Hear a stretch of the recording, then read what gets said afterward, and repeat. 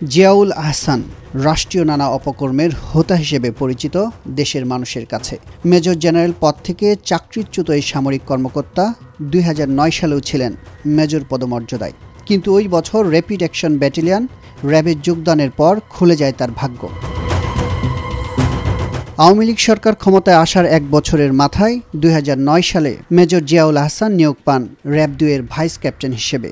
ওই বছর 27 August lieutenant colonel হিসেবে পদোন্নতি পেয়ে র্যাবের গোয়েন্দা শাখার পরিচালকের দায়িত্ব পান তিনি।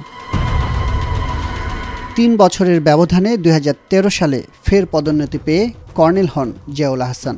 দায়িত্ব পান র্যাবের অতিরিক্ত মহাপরিচালক অপারেশন পদে।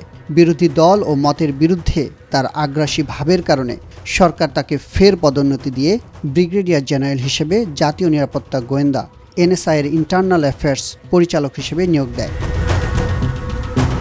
2017 সালে ব্রিগেডিয়ার জেনারেল আহসানকে প্রতিরক্ষা গোয়েন্দা মহাপরিদপ্তর DGF এর অধীনে NTMCর পরিচালক হিসেবে নিয়োগ দেয় সরকার।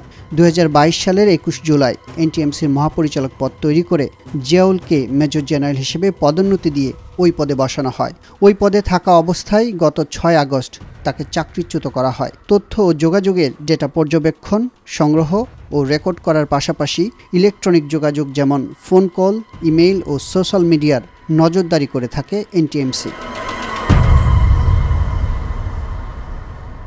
এ তো গেল তার পদোন্নতি ও কর্মস্থলের ফিরিস্তি, কিন্তু এত অল্প সময়ে মেজর থেকে মেজর জেনারেল পদে আসীন হওয়ার কারণ কি? র্যাবের কর্মকর্তা হিসেবে নিয়োগ পাওয়ার পর থেকেই জিয়াউল আহসান বিরোধী দল ও মতের মানুষকে গুম ও খুনের অন্যতম সৈনিক হিসেবে নিজেকে প্রতিষ্ঠিত করেন। তার বিরুদ্ধে অভিযোগ রয়েছে 2009 থেকে 2015 সাল পর্যন্ত বিএনপি জামাতের কয়েক শতাধিক নেতাকর্মীকে খুন ও গুমের।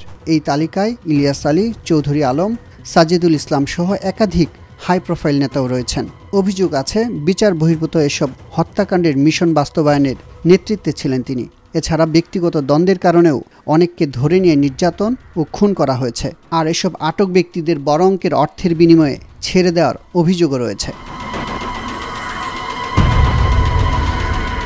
জিয়াউল আহসানের বিরুদ্ধে খুন ও গুমের পাশাপাশি ব্যক্তিগত ফোন কলে আড়িপাতা সহ বিভিন্ন বিতর্কিত কর্মকাণ্ডের অভিযোগ রয়েছে।